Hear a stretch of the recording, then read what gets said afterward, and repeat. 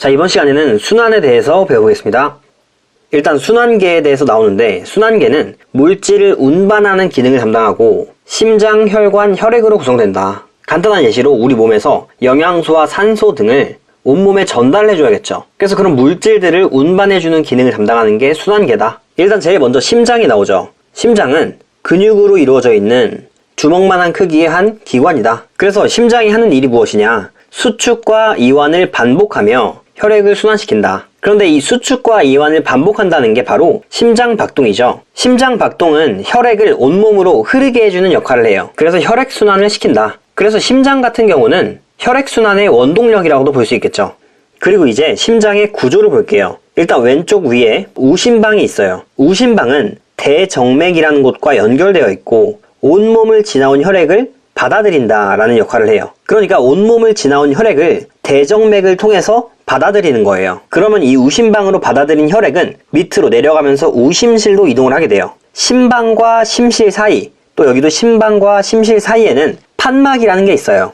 이 판막의 역할은 혈액이 거꾸로 흐르는 것을 막아주는 역할을 해요. 혈액은 항상 심방에서 심실, 그리고 그 다음에 동맥으로 나가거든요. 그래서 아래에서 위로 못 올라가고 위에서 아래로만 내려보낼 수 있다는 거죠. 그래서 이 우심실에서는 심방에서 혈액을 받아서 폐로 혈액을 내보내요. 어디를 통해서 내보내냐면은 바로 폐 동맥을 통해서 내보낸다. 그래서 폐로 혈액이 이동하고 이제 좌심방을 볼 건데, 좌심방은 폐를 지나온 혈액을 받아들이는 역할을 하는데 폐 정맥을 통해서 받아들인다. 그래서 마찬가지로 심방에 있는 혈액을 심실로 보내주고 밑에 좌심실에서는 그 혈액을 온몸으로 보내주는 역할을 한다. 어디를 통해서? 대동맥을 통해서. 그리고 또 알아줘야 될 게 온몸으로 혈액을 내보낼 수 있으려면은 강한 힘으로 보내줘야겠죠. 그래서 이 좌심실에 있는 근육이 가장 두껍다는 특징이 있어요. 그리고 이 근육의 탄력성 또한 가장 좋다.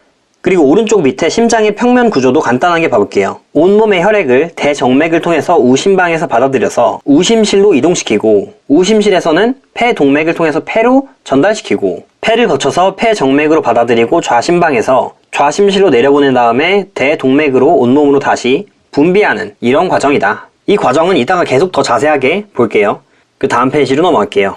이제 혈관에 대해서 볼 건데, 혈관은 혈액이 흐르는 관이에요. 그래서 동맥, 모세혈관, 정맥으로 구분이 된다. 그리고 심장에서 혈액이 나오게 되면은 동맥을 거쳐서 모세혈관, 정맥으로 흐르게 된다는 거죠. 그래서 이제 그림이 나와 있는데, 일단 먼저 동맥이 있어요. 이 동맥은 심실과 연결이 돼 있어요. 심실에서 나오는 혈액을 받아들이고 중간에서 모세혈관을 쭉 지나는데, 이때 이 혈관 주변에 있는 조직세포들에게 산소랑 영양소 등을 공급해줘요. 그리고 이산화탄소랑 노폐물 같은 거를 혈액으로 받아들이게 되죠. 그래서 산소가 많이 없어지고 노폐물이 생긴 혈액을 다시 정맥을 통해서 보내주는 거예요. 그리고 또 그림을 보면은 판막이 보이죠? 혈액이 이 방향으로만 흐를 수 있게 도와주는 게 바로 판막이다. 그래서 정맥을 통해서 심방으로 혈액이 나오게 돼요. 그래서 이런 구조인데 각각의 혈관에 대해서 조금 더 자세하게 봐볼게요. 일단 동맥은 심장에서 나오는 혈액이 흐르는 혈관이다. 그리고 이 세 개 중에서 혈관벽이 가장 두꺼워요. 그리고 탄력성도 강하다. 그래서 심실에서 나온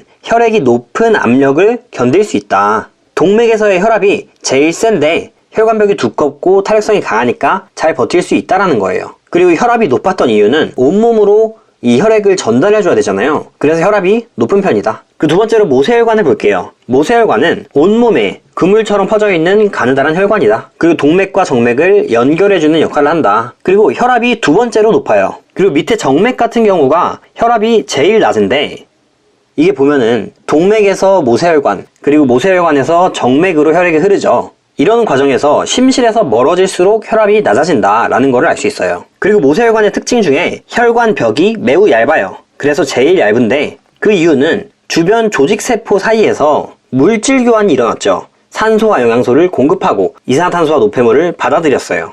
그래서 이런 식으로 물질 교환을 원활하게 하려면은 혈관벽이 얇아야지 수월하겠죠.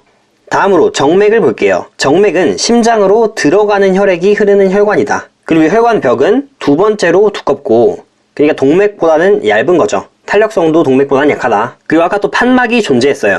이 판막의 존재 이유도 혈압이 매우 낮기 때문인데, 혈압이 낮기 때문에 막 뒤에서 혈압이 오는 그 힘이 약한 거예요. 그러면 거꾸로 흐를 수도 있잖아요. 그러니까 그걸 방지하고자 판막이 존재한다. 그리고 추가적으로 혈액이 흐르는 속도도 말씀드릴게요. 동맥이 가장 빠르고 그 다음 정맥, 그 다음 모세혈관이다. 그리고 다음 페이지로 넘어갈게요.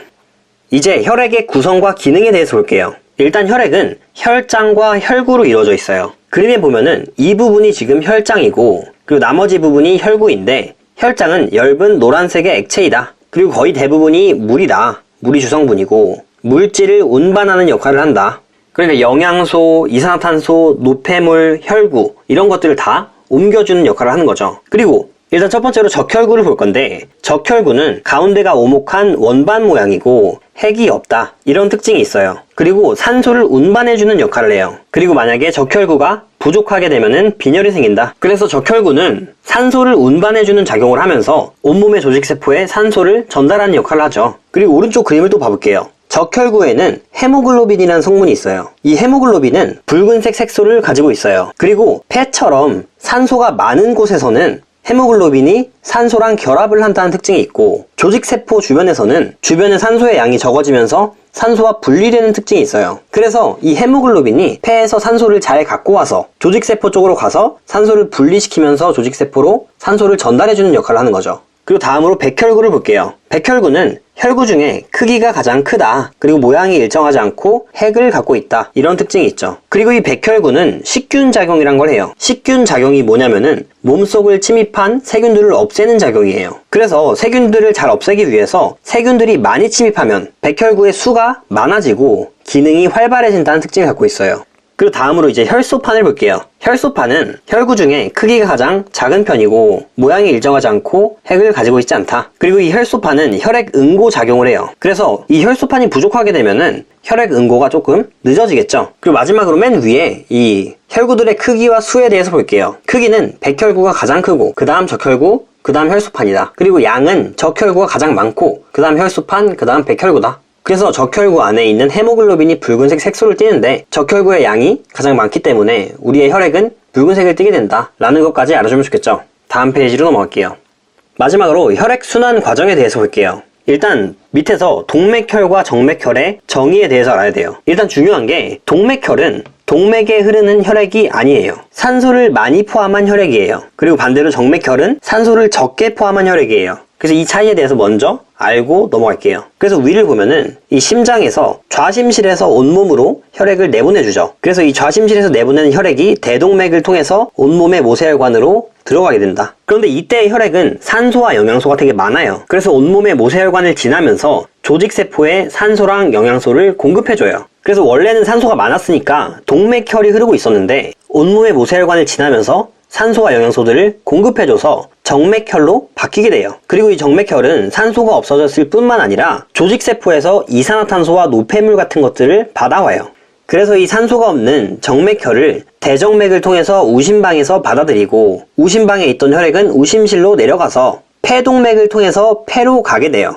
그런데 이 과정에서 이제 이산화탄소를 내보내고 폐에서 산소를 받게 되겠죠. 그래서 원래 정맥혈이 계속 흐르고 있었는데 폐에서 산소를 받으면서 동맥혈로 바뀌게 돼요. 그래서 그 동맥혈을 폐정맥을 통해서 좌심방으로 받아들인다. 그리고 다시 좌심실로 내려가면서 순환이 계속 되겠죠. 그리고 오른쪽 그림을 통해서 다시 보여드릴게요. 일단 처음에 좌심실에서 온몸으로 혈액을 내보내주죠. 갖고 있던 많은 산소와 영양소들을 온몸의 모세혈관을 지나면서 공급해주고 산소와 영양소 대신 이산화탄소와 노폐물이 많이 생긴 정맥혈을 대정맥을 통해서 우심방으로 받아들이게 되고 우심방에서 밑으로 내려가서 우심실로 가게 되고 우심실에서 폐동맥을 통해서 내보내줘서 폐로 진입시키고 폐에서 이산화탄소를 뱉고 산소를 얻으면서 다시 산소가 많아진 동맥혈로 바뀌어서 이 동맥혈을 폐정맥을 통해서 받아들이고 좌심방으로 가게 되고 다음에 다시 좌심실로 내려가게 된다. 그래서 그림도 이 폐와 조직세포를 기준으로 폐를 지나면 산소를 많이 얻게 돼서 동맥혈이 되고 온몸의 모세혈관을 지나면서 산소를 많이 잃어버려서 정맥혈로 바뀌게 된다. 이런 것까지 캐치를 잘 해주시면 좋을 것 같아요. 그래서 오늘 수업은 여기까지고 영상이 유익하셨다면 구독 눌러주시고 좋아요 눌러주시면 감사하겠습니다.